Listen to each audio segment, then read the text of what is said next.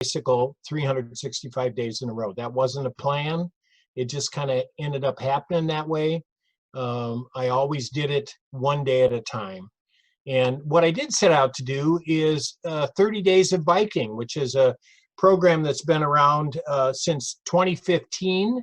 I was encouraged by my friend Barb Kelly 5 years ago to do the 30 years of biking. Oh my God, that'd be a lot of days. 30 Days of Biking. And I was impressed how she rode in April every day. And it was just like, April is not a month that you would want to ride your bike in northwestern Wisconsin. And I thought, hey, I think I'm going to try that. So I did it. I've done it for 5 years now, the 30 Days of Biking. And it's a national and international thing. And here's the pledge. It's real simple. You sign up. You're going to ride your bike every day in April and share your adventures online with the hashtag 30 Days of Biking, which is what I did once a day. I would take my ride, I would take my photos, and I would post daily on my Facebook page. No minimum distance. You could ride right up to the mailbox and back. You could ride your bicycle trainer, which I only did one time in the 365 days. And if you miss a day, they don't want to shame anybody. You just keep doing it. And it's all for fun, and it's a wonderful community to be involved with. So this was the first photo I took on April 1st, which I think was kind of prophetic for how it all ended up, because it was slow children at play. These weren't all particularly fast bike rides. They weren't super long training rides, but I did ride every single day. So where did I ride? That's a big question. I recently came up with the acronym P4G, which is paved, gravel, grade, grass, and groomed. And here's some examples of those. Of course, our paved roads up here, sometimes they leave something to be desired as far as the condition of the paved roads, but they do link all our communities together and all the businesses together. And we have blessedly low traffic. One really cold day in April, early part of April of 2019, I rode my bike up to Drummond to vote. Actually, I rode my electric assist bike because it was very cold. The wind was blowing, and I thought, I'm riding the e-bike to vote, and that was quite fun. That was one of my early rides. Gravel road rides, we have wonderful gravel. This is not an example of wonderful gravel. Actually, this is Whitwer Road, just close to our house after some spring rains, but gravel riding has become a big thing. One thing I want you to note during the slideshow is the donut bell. The donut bell will show up, and it kind of has become my icon, at least when I'm riding my Farley, because it shows up in a lot of photos. I usually focused on the donut bell and then whatever the condition was. And one of my friends sent me a nice donut bell stem cap also, which matches, which it's quite a bit of bling. Carl, you should get some of those for Bay City. Here's riding on the grade, one of the G's. This is the abandoned rail grade that runs north and south of Cable, and some of it's available for riding. Other parts of it are closed off due to public land ownership. Some is recreational trail, aka snowmobile and ATV trail. In the summer, it's open to ride your bike, and people walk their dogs on it, and it's a great pathway to get to town and back. Sometimes you ride on grassy trails, like when you're working the Drummond High School cross-country meet. You might use your fat bike to ride out to your volunteer position, although don't let them catch you riding your bicycle on the golf course. They kind of frown on that. Groomed Trails is another one of the G's. Here's a shot from Global Fat Bike Day, which is in the winter. It's an international day that people go out and ride their fat bikes. And I'm riding with some neighbors and friends, some of who was like for Deb Proctor, it was one of the first times she'd been on a fat bike. And one of my neighbors, Sam Tuttle, went out for a ride, and we had a great time. And this is the Big Easy Trail up at Double O, which is pretty flat, pretty wide, pretty easy to ride. Now, some of the roads I rode didn't really fit into any categories. I wasn't sure what this one was because it was actually a beaver dam being built on the side of the road that had a lot of standing water and a lot of loose sand. This is on the Bearsdale Road. And since then, this beaver construction has been taken away, but I found that quite interesting that the beavers were trying to dam up the road, basically. So Here's another mixed riding surface opportunity, paved, water, and gravel. So you got to have the right bike for riding these. And usually the fat bike Farley is something you could ride on just about anything. And then there's the none of the above category, and that would include Picture Lake. I rode on Picture Lake and a couple of other lakes during the winter, and it was quite interesting. Actually rode on Picture Lake when it was just glare ice, but with my studded tires, it went pretty well. I used the Strava Android phone app that I carried with me, and later in the program, my kids, for my 70th birthday, gave me a Garmin Forerunner watch. And you can get as much or as little data as you want. The data I was interested in was where the routes went, this being the Gateway Trail in Hayward. I mean, how much more fun can you have than this convoluted thing? Lots of different loops. Gives you your distance, the time you rode, your elevation gain. Like I say, you can get as much data as you want. I basically was interested in where I was going, and I could share my ride routes with people on my posts. You know, and some of the routes you ride were dead-end roads, and I always encourage people, it's okay to ride down to the end of a dead-end road, and I have covered all the dead-end roads in my neighborhood and any other place that I've ridden, just to go down and see what was at the end of the road. And some of the roads are a quarter mile long, and some of them are 2 miles long. I rode one dead-end road where there was a bridge out. You know, I rode 10 miles to get to the end of the road and turned around and came back. And that was, you know, it was an adventure that I otherwise wouldn't have had I not ridden, had not ridden my bike there. So don't fear to go past the dead end signs. So I think of the old postal thing, neither rain nor snow nor heat of day kept the cyclist from his appointed rounds. As I mentioned, April, it's a difficult month to ride your bike. And sometimes you just had to laugh up and get the golf umbrella out, put the heavy slicker raincoat, put your waterproof boots on. And you know what? You only get so wet. And as long as you're staying warm, you're not going to melt. So not unless you're the Wicked Witch of the West. Slush, rode in slush quite a bit, and you get your backside pretty wet. I thought about getting fenders. Actually, I was going to get some, and then it kind of dried up, and then I thought, well, forget the fenders. Maybe I'll get fenders the next time. Snowing, no problem. Going for a ride. Why not? Here's a foggy morning, rush hour traffic going into Cable. I was somewhat amused some of the pictures I took, and I looked, this is a major state highway running in and out of our fair little town. There's not a car to be seen. And what a pleasure to ride to town in the morning, to go to the bank, the post office, rondos, it was my ride to town, do my chores, ride back. And that was a very frequent ride that I took on a variety of bikes. Ignore the storm clouds in the back. I became really good at watching the radar. Storm's coming. Okay, when is the storm coming? If the storm's coming at 3 o'clock, I'm riding at 10 o'clock. If it's 10 below in the morning, I'm going to ride in the afternoon when it's 10 above. Here comes a rainstorm. Is there a hole in the radar that I can get an hour's ride in? And I'd have to say I got pretty good at that. I wasn't obsessive about watching the radar, but it really determined where I went and when I went on my daily rides. Couple of night rides, very cool. You've got a light on your helmet and a light on your handlebars, and you're just enveloped in this brightness that's not a whole lot bigger than what your bike is. And it adds a whole nother layer of experience to your ride. Studded fat bike tires were a game changer. I would not have ridden in the winter had I not popped for a set of studded tires. So once the freeze and thaw starts happening and the snow-covered roads are not a problem, groomed trails are not a problem, but once you start getting slush that melts and then it freezes and then it gets choppy and then it gets icy, you need the security of studded tires so that you don't you don't want to fall.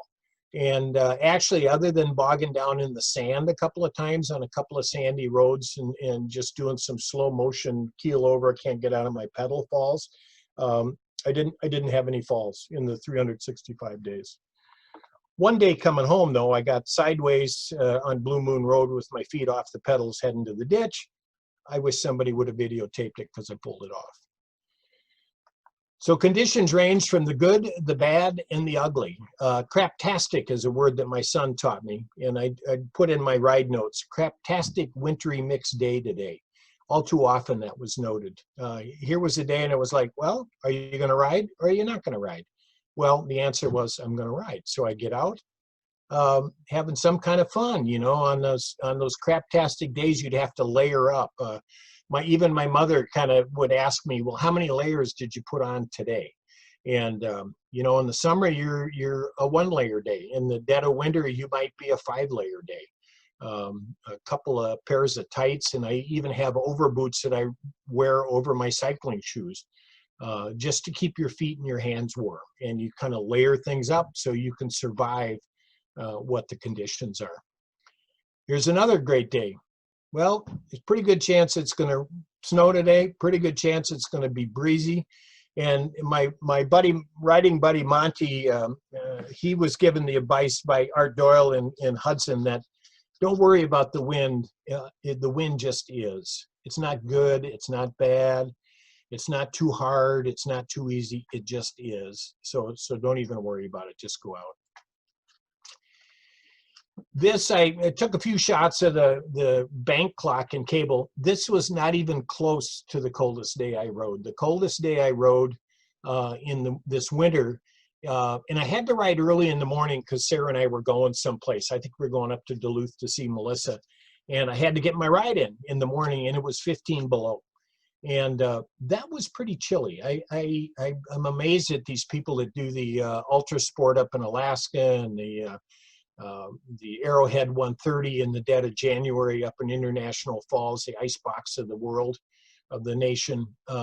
15 below, you got to be pretty dressed up to ride in 15 below. And I rode for about 45 minutes. I rode until my thumbs got cold. I turned around and rode home. I didn't get far from my house, but I did get my ride in. You got to just grit your teeth and get out there. That's the only thing. So depending on the conditions, I rode a variety of bikes. I somehow accumulated a few bikes over the years of all the cycling I've done. Some bikes I rode more than others. So every morning it would be like, okay, which bike am I going to ride? Which one? Well, I don't quite have this many bikes, I guess. The tires on these bikes, the bikes I rode, they ranged from 100 pounds per square inch, 25 millimeter skinnies on the road bike to maybe 4 or 6 pounds per square inch, 4.8 inch wide fat studded tires. So that's a pretty big range of tires to ride on the bikes.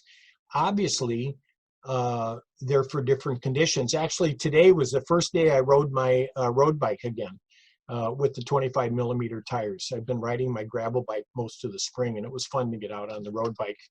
And it's interesting, I rode my Farley, which I'll show you in a minute, for 5 months in the winter. And that thing feels like you're driving the Titanic when you ride it now after you've ridden the road bike. Here's my road bike. It's a Trek Madone, carbon fiber, very comfy, very sleek, more bike. It's faster than me, I always tell people. My Trek Project 1 Top Fuel mountain bike, which was a gift from my Trek sponsors of the Chequamegon Fat Tire Festival. It's my neighbor Jim Kinsey, who is an amazing guy. He can put together anything to do anything. This is his homemade log splitter. And look at the size of the logs that he's splitting. But anyway, I reel in, and I kind of enjoyed the juxtaposition of the sleek carbon fiber custom painted mountain bike with Kinsey in his attire and the log splitter. It just seemed to make a nice juxtaposition. And on the top tube of the Project 1, it says "One Hot Shawarma Mama." I'm going to guess you don't have a bike in your quiver that says that. And that was a real surprise when I got that bike. The Farley, I rode the Farley for 5 months, every day for 5 months in the winter. Once it started riding, Farley's a fat bike. It's easily geared. I rode it without studs until it got icy, and then I got studs on it, and it was the go-to bike. There was no other bike that I wanted to ride or should ride just because to keep it safe. This bike I was given as a present, a retirement present by my sponsors, Trek, who had sponsored the Chequamegon Fat Tire Festival for 25 of the 35 years I directed it. And it's an e-assist, fully suspended mountain bike. It's a smile-making machine. You take this bike out and you're pedaling. It's not cheating. If anybody tells you you're cheating, they're lying. You're pedaling, but it's like you're going 30% faster with 30% less effort and probably 30% farther. And e-bikes are the fastest growing thing going right now. I think the elder population is buying them as they find the non-e-assist bikes to be tougher and tougher to operate. People that haven't ridden for many years are buying e-bikes, and it's getting them back out on the bike. So don't discard the e-bike. This was the latest edition. This is a framed gravel bike. Gravel bikes defined by mechanical disc brakes, wide gearing, wider tires. These are 40mm tires. You can ride wider tires than that. And this is a carbon frame with carbon wheels. Very comfortable ride. And you could go on all of those, paved, gravel, groomed. Well, maybe not a groomed trail, but grass trails. You can go anywhere, and you can go on the road. I'll tell you a little bit more about this bike later. This is the Cycling Without Age Trishaw passenger bike. They have this program over at the Hayward Area Memorial Hospital, Water's Edge, where my mother Dorothy resides. She was the first passenger in the bike, and I'll tell you about this bike in a little later segment of the slideshow. When we went to Portland, here under the St. John's Bridge, one of the beautiful bridges in Portland, the Western Hills on the background there, I got to ride my son's Tonic Fabrication single speed, which was interesting because I don't own a single speed. And Tonic is one of those small frame builders that seems to have settled in Portland, which is one of the great biking towns in the country. And that was quite fun. You had to kind of plan your route, because if you dropped off the ledge, you had to get back up on top of the ledge with just your leg power and no gears. But very fun bike to ride. Not a lot to go wrong with that thing. There's just, I think it had brakes. Yeah, Eric has had single speeds without brakes, but thank goodness I didn't take one of those out.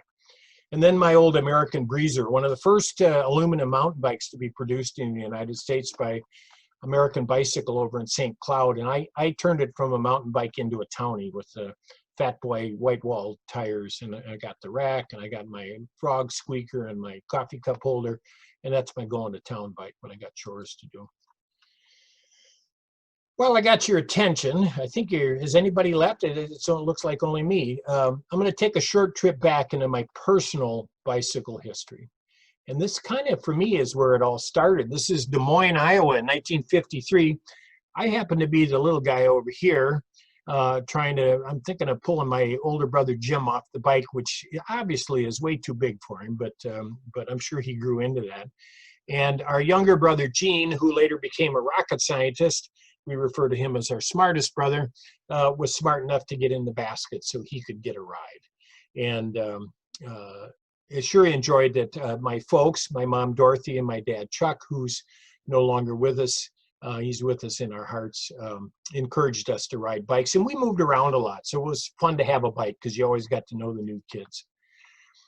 This was a time when I first moved up here, and it was a time in cycling when we were not smart enough to wear helmets.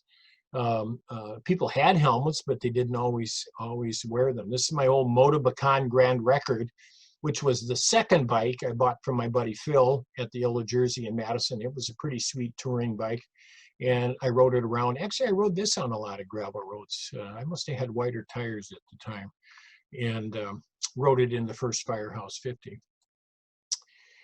Circa 1983, this was the first mountain bike I owned, which I bought from Doug Cruz, Doug and Dennis Cruz, and now their cousin Dale live up in the area. They ran Vitesse Cycle Shop, Dennis and Dale did, in Normal, Illinois. And this was an 83 stump jumper that I rode in the 1983, the first Chequamegon Fat Tire Festival event, the only event that I rode, and then I directed it for 35 years after that. And I still have that bike. It's a real classic.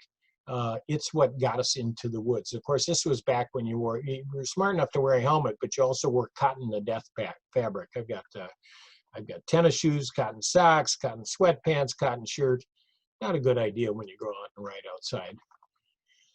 The lovely and talented Sarah Balban, who you may or may not know was the 1984 Rough Stuff Rendezvous bicycle orienteering event champion, styling in her blue corduroy knickers, her leather work gloves, and why would you wear a helmet and cover up that gorgeous hair?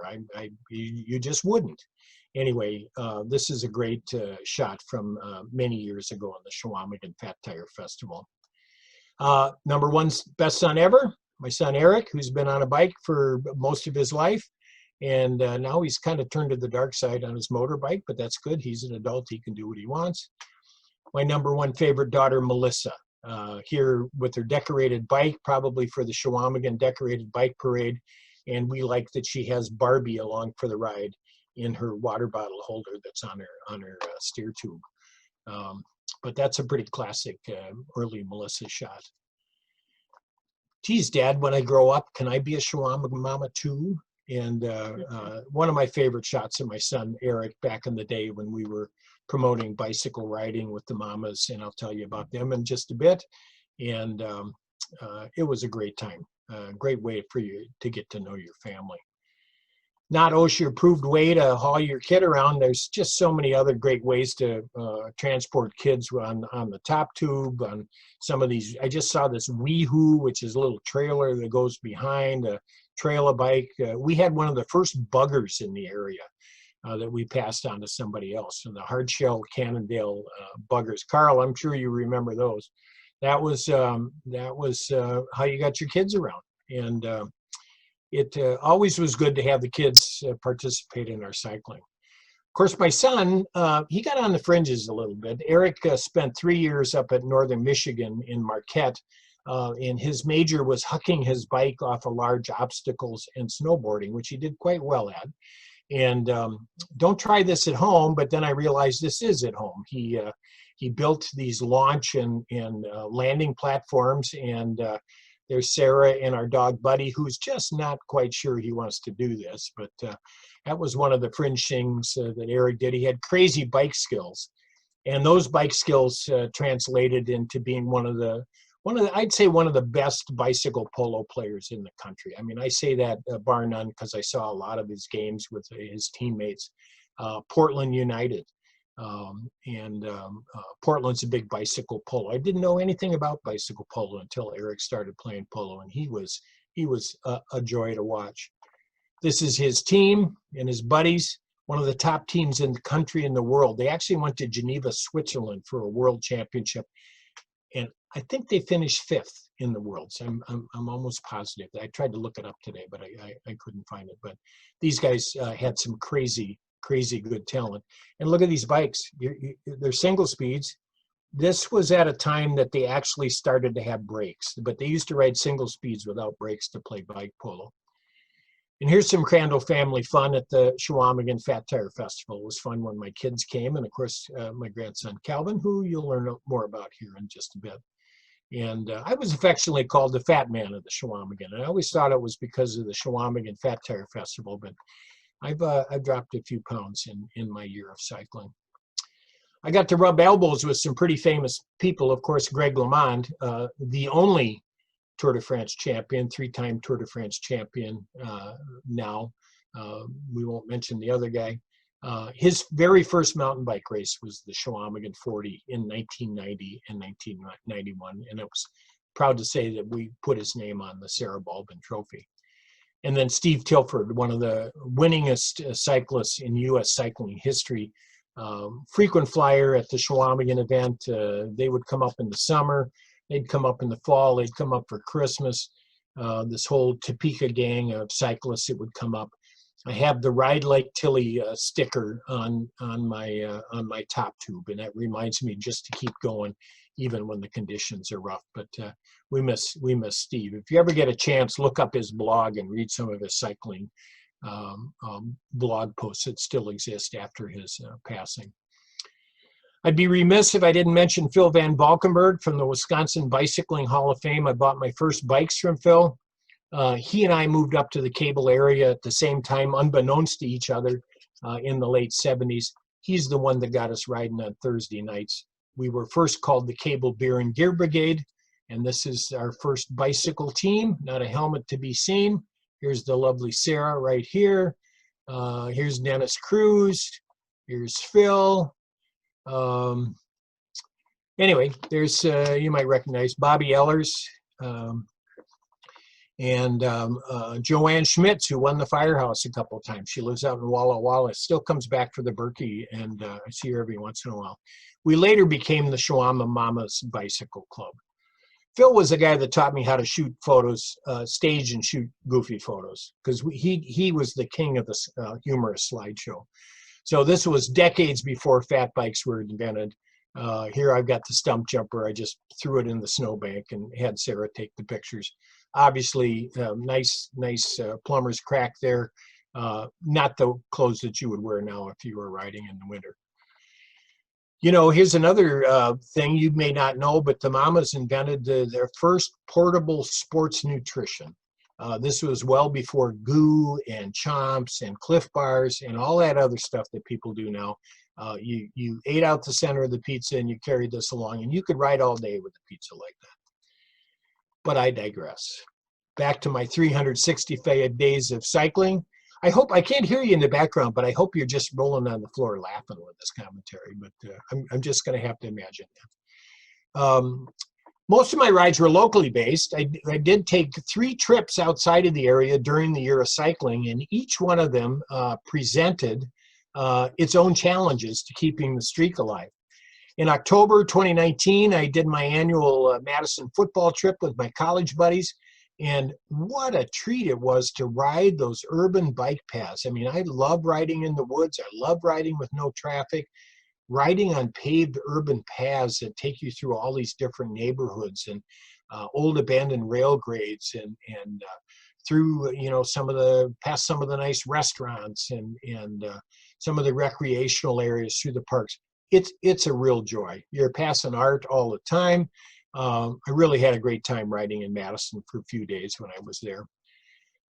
This is the Boise to Sioux River, which is on the North Dakota and Minnesota border. And every year when we were growing up as kids, we would go visit my mom's folks and my dad's brother and sister-in-law in Foreman, North Dakota, which was 7 water towers past this river. And we always stopped on the bridge and we spit on the bridge. And it was pretty fun when we went to North Dakota for my cousin Kathy's memorial, that I got the bike out, I rode across the bridge, and I spit on the bridge on the way over. That was the first of 2 times I found myself in North Dakota during my 365-day cycling adventure. Here's Havana, North Dakota, not Cuba, which is actually the birthplace of my spouse, not North Dakota, but Cuba. And of course, small towns in North Dakota are defined by the railroad tracks that go through the town that may not necessarily be on the highway. These little towns are like off the highway, and by their big grain elevators. I mean, you could spot them from a long ways away. Climbing was not an issue in this prairie pothole region. Here, riding with my sister-in-law, Mimi, who brought her bike along on this trip we took to North Dakota. These were dead flat, straight except where they went around a pothole, and grid work. A mile, you know, road 191 was a mile from road 192 was a mile from road 193. You could not get lost out here. You just basically rode a square. It was near the Tehuacan National Wildlife Refuge. They were having record high waters, but it's a huge bird sanctuary. And we stayed, the Coto de Prairie Plateau was there. It's a several 100-mile long plateau. Yes, there are hills in North Dakota. And this lodge, which will be in the next picture, sat on the nose of this plateau that was 200 feet off the floor below.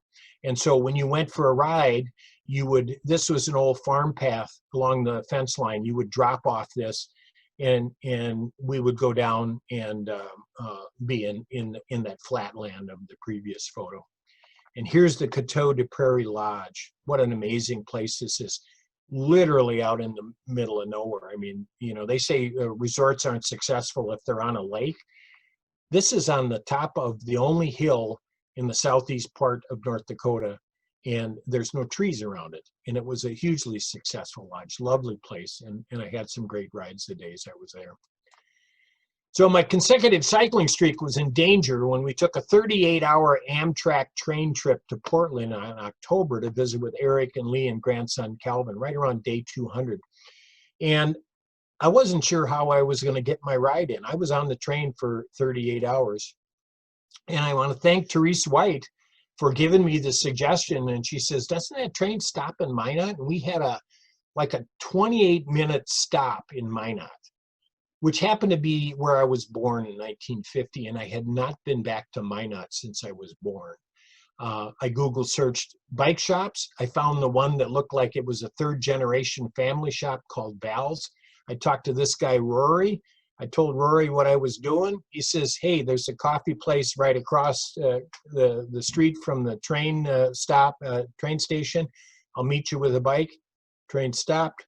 I walked across the street. There was Rory with the bike. He shows up with a bike that's got a Chequamegon number plate on it, which I thought was pretty appropriate. And I took my shortest, it was only 5 minutes, yet most satisfying ride of the 365 days. They were still cleaning up from a big snowstorm. I rode around the parking lot, gave Rory the bike back, shook his hand, gave him a Chequamegon hat, and we got back on the train and we headed to Portland. And I kept the streak alive. It just was one of the most amazing things in this 365-day adventure. Of course, getting to Portland, I wanted to go for a ride with Eric, and he had a whole different concept of going for a ride. So we parted ways. He went off in the woods, and I rode some of the bike paths around. And one of the big treats of being in Portland was a little Calvin time, who's now 2.5. And he said, "Happy Father's Day, Pop Pop," when we Skyped with him on Father's Day. It was like a complete sentence that I understood the whole thing. He's a wonderful kid, and I love that he's taken his little Lammy for a ride here. And his mom and dad have a trailer. I hope that he gets to go for a trailer ride. And of course, he's on a Strider bike like all the little kids are now. Portland, what a great bike town that is. I just love going across these pedestrian and bicycle bridges. Rush hour traffic, it's bumper to bumper. It's going to be that way for hours. I'm out here riding free as a bird. On bicycle, I find myself commuting with people that are going to work, and I'm in a group of like 20 people that are riding their kids to school, or they're riding their briefcases to work along some of these paths. Very interesting town to cycle in. It was Halloween in Portland. We were there, and I loved that town. Just loves to decorate their town for Halloween. I've never seen so many Halloween decorations. I especially like this one since I was on a bicycle adventure. And the tall cedars. This was the biggest cedar tree I'd ever seen. It was at one of the little community campuses on one of my bike rides that I took several times while I was there. Well, back to the collection of images, and these some of them will have captions and some will have commentary. Some you can just look at and enjoy. I stopped to visit Donna Post, who did that wonderful historical mural in Cable, and she always says, That's not you on the mural. Although I always kind of think that maybe I'm one of the bike riders on the mural, and it's an all-inclusive mural. It's got all kinds of things about all the recreational and historical and natural things that we have in Cable. It's on the side of Rondo's. If you've never seen it, you want to make sure you visit there. I found this kind of ironic as I was rolling up to the drive-up window with my bank deposit that there was no bicycle riding or loitering allowed on the property. But nobody rousted me. They let me do my business, and I moved on. An old telemark sign that I found one of my neighbors has got on a tree. I thought that was kind of interesting at their driveway. This I called the Cable Lumber and Home Indoor Criterium course.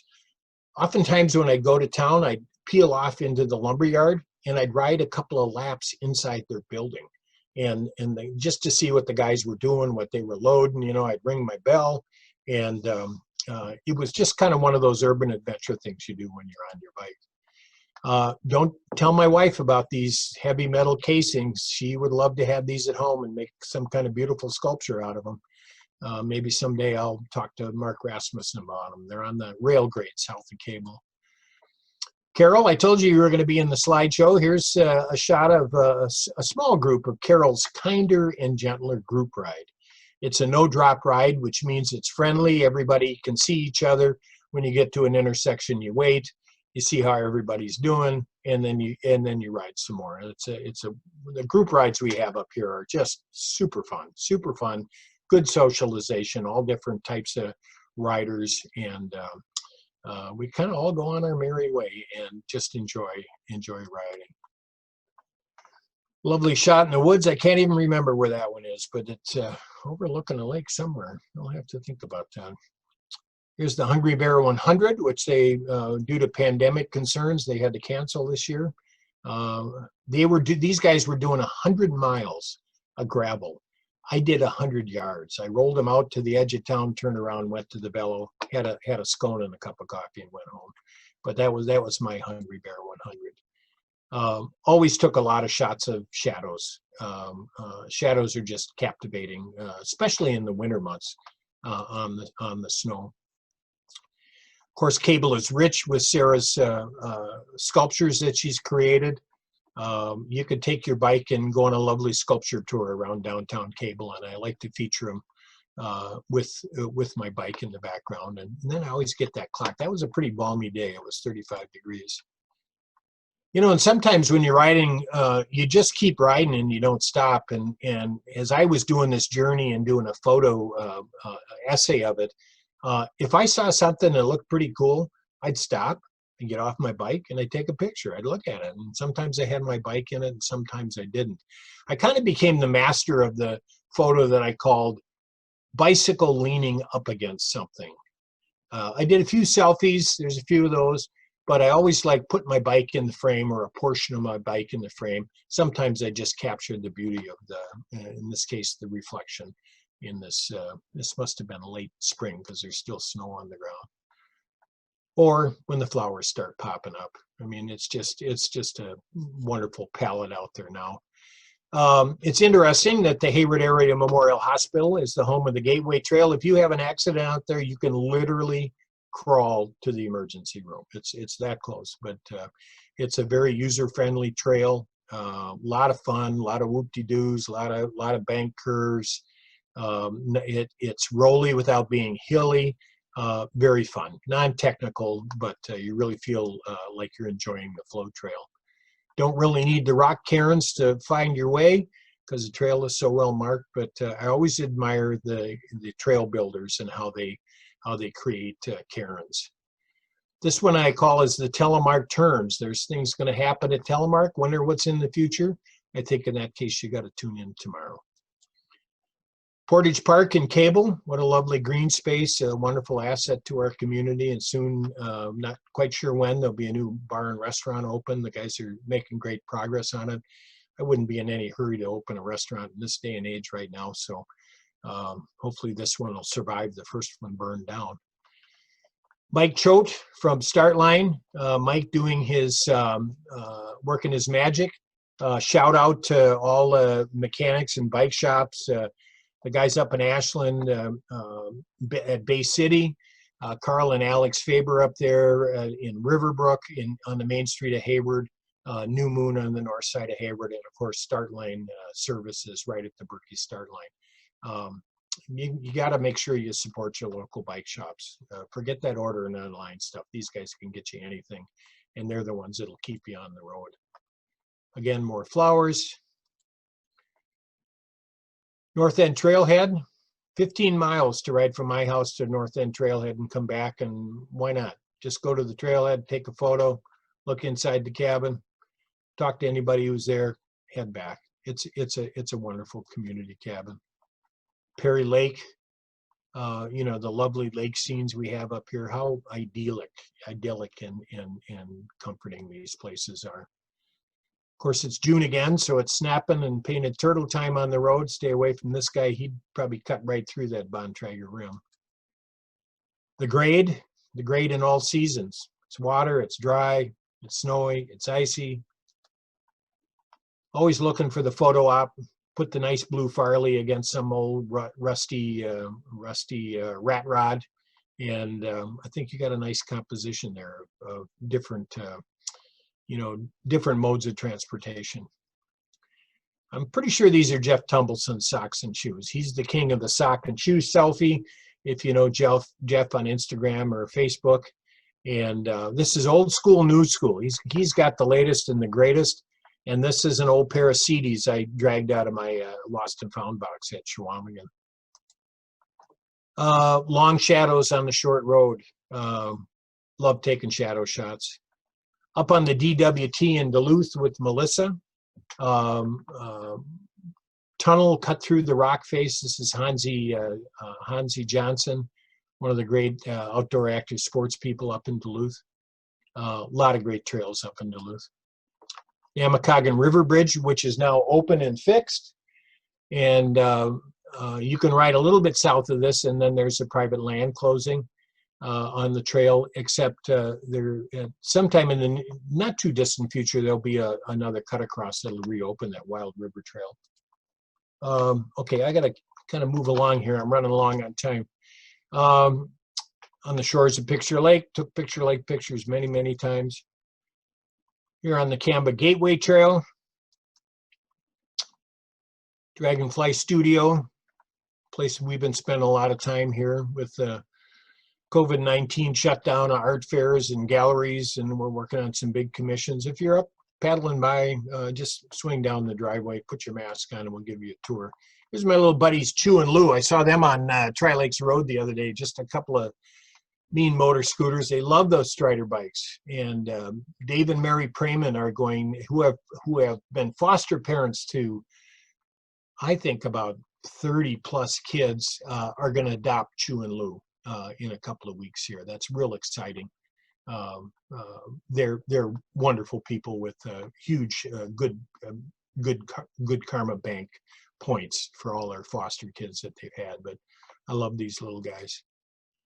Here's Dennis Cruz and I got our 40-year Firehouse Awards last year, and sadly the Firehouse is one of the events that's not going to be held this year. I think I might try to get out and ride the Firehouse course on race day anyway, but I finished 6th in the first Firehouse 50, and I always remind Dennis I beat him the first year.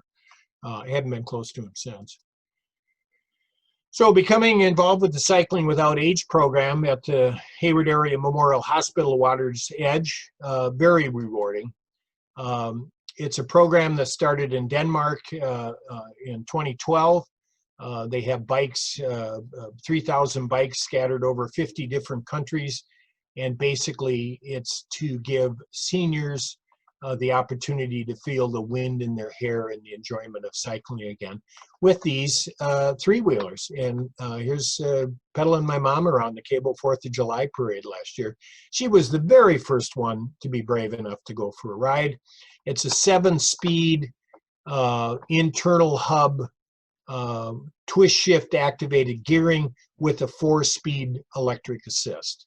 And it's got a little cargo platform under the seat where you can store your case of Leinenkugels, which my mom happens to be sporting there. I don't know. I don't think you actually drank that beer, Mom. I think you just had that for the photo op. But I've been given rides last summer around the medical campus. It was quite fun, and I hope they get the program going again. Here's another shot of the Hungry Bear heading out. Again, they did 100 miles. I did 100 yards. This is my home turf, Blue Moon Road, one of the best paved off kind of secondary roads in our area. A lot of bikers on Blue Moon Road this summer, many, many. Always looking for the photo op, you know, it's just what do I see different today that I didn't see some other day? Well, maybe this was a stretch on this one. I'm not sure what the purpose of that helmet was, but one of my riding buddies, Dave Tomasula, who's looking very stylish, by the way, himself. I enjoyed posting photo shout outs to local businesses on my Facebook posts. Cable Cafe, frequent stop. They even let me bring my bike in for the photo. Our Monday morning breakfast crew. Of course, the Brick House in the dead of winter. Our friends at the Rivers Eatery. Tilly's Pies, what a great addition. We had a Tuesday at Tilly's ride that we did all last summer. Drumming Woods down by the Berkey Start area, the Velo Cafe. All of these are great spots, all bike-friendly places.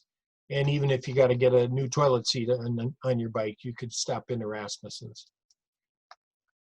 Anyway, I enjoyed the challenge of finding the daily photo ops as I rode around familiar routes. I rode similar routes over and over again. And so one day I'd take one picture and I'd think, well, what's the picture I'm going to take the next day?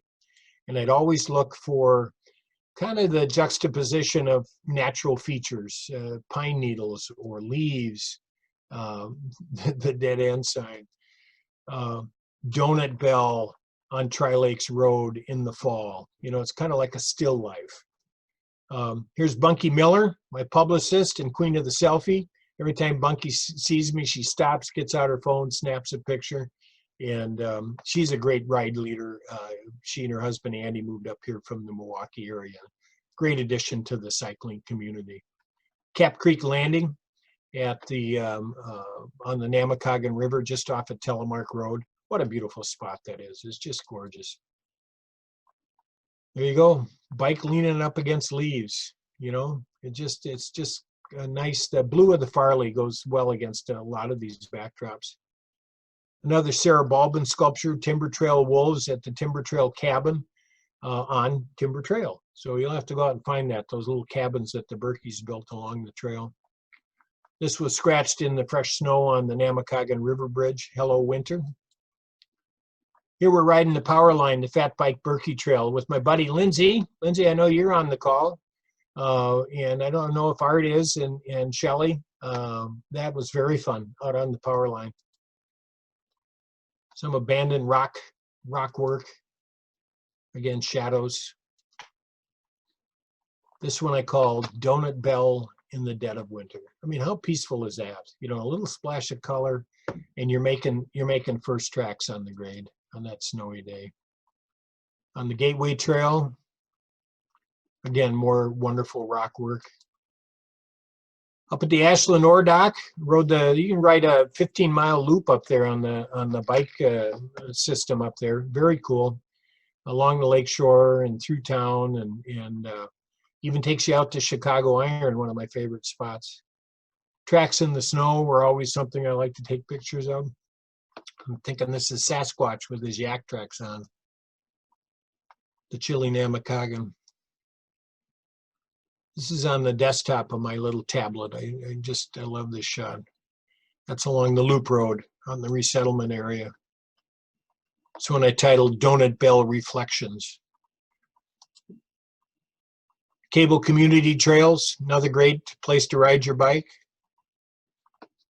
I thought I should report suspicious winter cycling activity in the neighborhood crime watch, a neighborhood I ride through daily. Keeping it clean in downtown Cable with my buddy Dan. Some more snowy trees. You know, it seems like there's a lot of snow in these shots, but then again, you know, for 5 months there was snow. There was snow. You might notice the snow packed in my helmet here. That's when I kind of went off the edge of the trail and ended up in a deep snowbank. This one reminded me of Christmas, I thought. Just the red and the green. Solid sheet of ice on East Cable Lake Road. I rode over on the organic material on the side. I could ride the ice, but I found myself off the edge of the road, kind of like when they're riding Prairie-Roubaix and they ride over on the path next to the cobblestones. That's kind of what it reminded me of. Beautiful spot along Bearsdale, one of my winter and summer rides. This is Donut Bell looking for love in all the wrong places. Lovers Bay Road, one of those little side spurs off of Lake Owen Station Road. That looked like about a 5-layer day there. Fresh tracks, always loved it with the fresh tracks, not only for the tracks I was making, but for the tracks that I could see of the animals.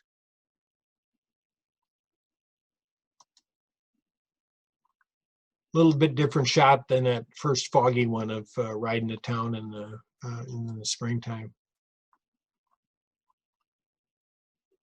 You could see the studs on the fat bike tire. So studs, no studs.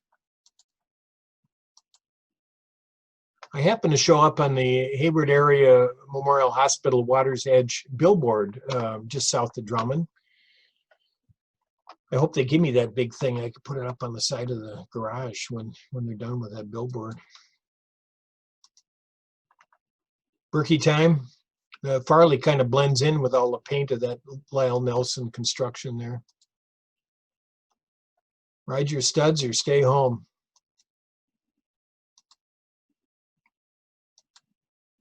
Here's some of the Ashland Trails.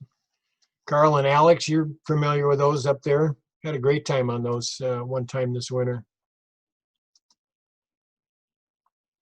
Herd of deer heading down East Cable Lake Road. What a great place that is to ride in the summer or in the winter. Again, long shadows. Always doing a little roadside cleanup. Good motto to live by at the Berkey Start area. A lot of good things going on at the Berkey Start area and their acquisition to come at Telemark.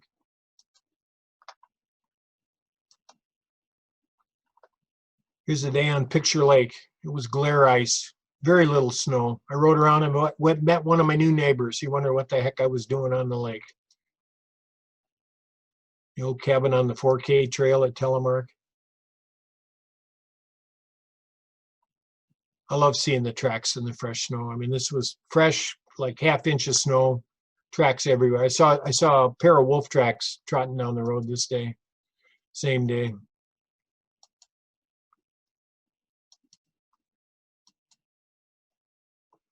Found myself at the top of Mount Telemark a couple of times,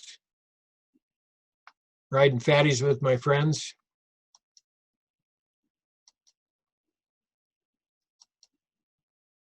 Well, 365 days of cycling. Is that all there is? I staged this photo of all the bikes that I rode during those 365 days. Sarah made me this nice number plate. I'm on my AMF West Point girls bike with the banana seat. You also see I got the Gumbies on the handlebar. 365 days I finished, done, March 30th, 2020. Ironically, was my 70th birthday, which I thought was the best birthday present to myself and my family and my friends. But wait, there's more. Whoops. There's more because it was a leap year. So Bunky made me up at 366. I did 365 plus 1 and officially finished the year on March 31st. And I often wonder, what does it all mean? What does it mean? It's like crop circles out there. What goes around comes around. Get on your bike, enjoy the ride. Any distance, any route, any bike, we're all in this together. Peace out, pedaling people, as we get to the end. This in Portage Park and Cable. So the journey ends, or was it just the beginning of another chapter in 30 days of biking? Today was my 451st day in a row that I've ridden my bike. So tune in tomorrow. Maybe I'll do another slideshow next year. The end. Thank you. I can hear the thunderous round of applause in the background. I'm sure it's a little strange to present to a seemingly silent group, but I was. Yeah, actually, it is kind of weird. Yeah. Awesome. Well, we did get a few questions in throughout. I think that you can see these too, Gary, but I'll just read them off to you and we can go through these quick. We have a few on chat. Oh, wait, where do I get my chat up? I could get my chat up here. Should be on the bottom of your screen. On the bottom of my screen. Or should I get rid of stop my screen sharing maybe, huh? Yeah, I'm not finding it. Go ahead, read the.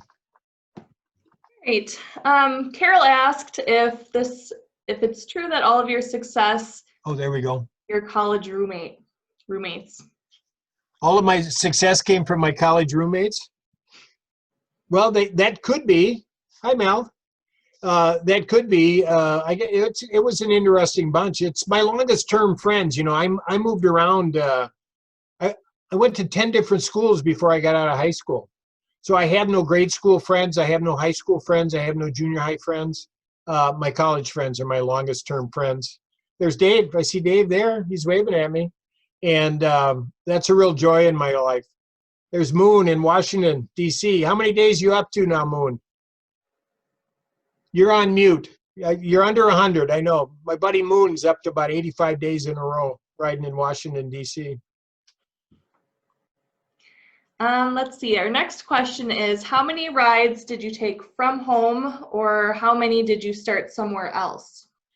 You know, that's a good question. I ride a lot from home. I didn't travel too many places. Those trips I mentioned, I went up to Duluth to ride with Mel one day. Might have driven out to Namakagon to ride with my buddy Dave on some gravel.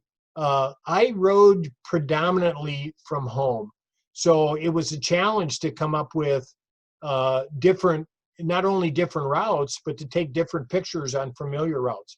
I mean, I rode East Cable Lake into Cable, I can't tell you how many times, but then I would ride around Cable, you know, and maybe I'd go south of town, or I have what I call my northern escape route and my east escape route and my south escape route. And it's different every time I do it. And now that it's not winter, and I have all the gravel available to me, yeah, I rode predominantly from home. Yeah. And it's always great to experience new, you know, as you said, new places when you go down new roads. And well, with the gravel bike, I've ridden half a dozen places I've not ever ridden my bike, and or I haven't ridden my bike for decades. Went out to Bearsdale Springs. I hadn't been there since our daughter was baptized there 30 years ago. Baptized, or She was baptized. you were baptized at Bearsdale Springs. I hadn't been there since then. wow. Other questions? We have Grace asking if you tracked your mileage, which, You know, I did. I didn't get into the Strava app until a couple of months into it, but I figured in the 365 days from April 1st to March, or 366 to March 31st, I rode about 5,400 miles, which sounds like a lot of miles, but if you're training, that's not a lot of miles. I mean, people ride 10,000 miles in a year. I think this year I'm on track to ride quite a bit more than that.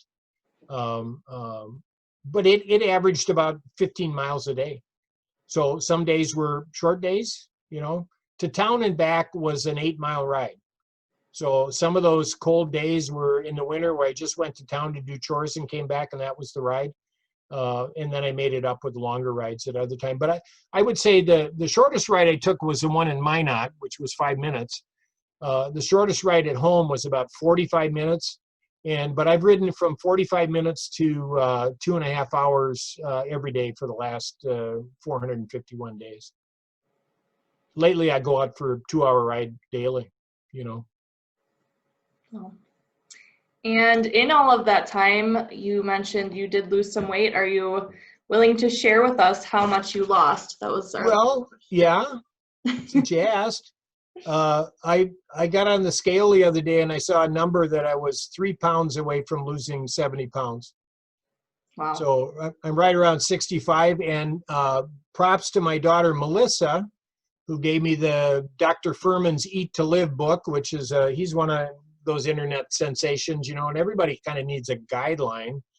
And I got off all the white stuff, white potatoes, white rice, white tortillas, pasta, got off all the processed meats, got rid of cheese. Oh my God. I went from salami and cheese guy to broccoli and cauliflower guy. And over time, I'm like right at 65 pounds right now. So if you want to know how much that is, 2 boxes of cat litter is 56 pounds. So it's more than 2 boxes of cat litter, and carry that around on your bike with you when you go out for a ride. And I'm still a descender, but I'm climbing better. Well, we all applaud you. You're looking great, and I'm sure you're feeling great too. Oh yeah, thanks. Yeah. I don't have any other questions in our chat. If you have questions for Gary, I'm sure he would be open to you reaching out to him. Yeah, you could just unmute if you want. And there's quite a crowd here. This is fun. This is Blaskies are there, and my roommate Dave. And Hi, Dad.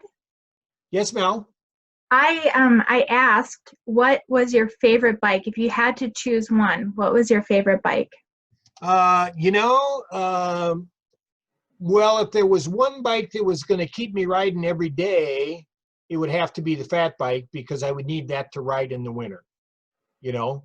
But lately, after all of these bikes I've ridden all of these years, I am super digging the gravel bike, because you can go out and you can point it in any direction you want, and you can ride paved, grass, gravel, grade, road.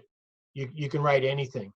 And I'm really digging the gravel bike. So, you know, if I lived in a climate that didn't have snow, that would be the bike. So. All right, we had 2 more questions come in really quick. Any flats, and how many more days will you ride? You know, I think I only, I had a flat on my gravel bike the other day, which I was surprised. I'm not sure why. I really had pretty good luck. I can't remember another flat that I had. And as far as how many days, it has always been one day at a time, as long as it's fun and safe. So you get on the edge of fun when it's 15 below and the wind's howling. You get on the edge of safe when it snowed 10 inches and the plow trucks are out. So you have to plan when you're going to ride. Like people would say, "Oh, there's no way you're going to ride today. It snowed 10 inches last night." Well, by 3 o'clock in the afternoon, the roads are clear, and you get your Farley out and you do your little neighborhood ride, because they've cleared the roads. And you stay off the highway. I never rode to town if the shoulder had snow on it. Like, until they plowed the shoulder, I didn't ride to town, but I would just stick in my neighborhood. But it's going to be one day at a time. And you know, yeah, that's the way it's got to be. It's a good perspective. Yeah. Before we end, can you clarify for some of us what a gravel bike is? Sure. A gravel bike is so it's I guess typified by it's got a wide gear range like a mountain bike would have. Mine is a 1x11, so there's 1 cog in front, 11 in the back. And if you're into gear ranges, it's 42 in the front, 42 in the back. So they're like huge gears. So you have a wide gear range. You have wider tires, so you can ride on looser surfaces. Like we went for a ride the other day, and we got into some loose sand, and the fat bikes went right through the loose sand. The mountain bikes struggled with the loose sand. Monty and I were off. We were off our bikes pushing through the loose sand, because those 40s won't float in that loose sand. On the gravel, then again, we were pulling away from people. So more drop handlebars, swept back. You know, gravel rides, the whole gravel, people have been riding gravel for a long time, but it's become a real popular category. And gravel rides and races tend to be longer, 100 milers and 200 milers and things like that. Well, you've certainly inspired me. Do you have any more speaking engagements, public appearances scheduled? Well, I was hoping to be on Letterman, but I realize he's retired, so I guess I'm not going to be on Letterman.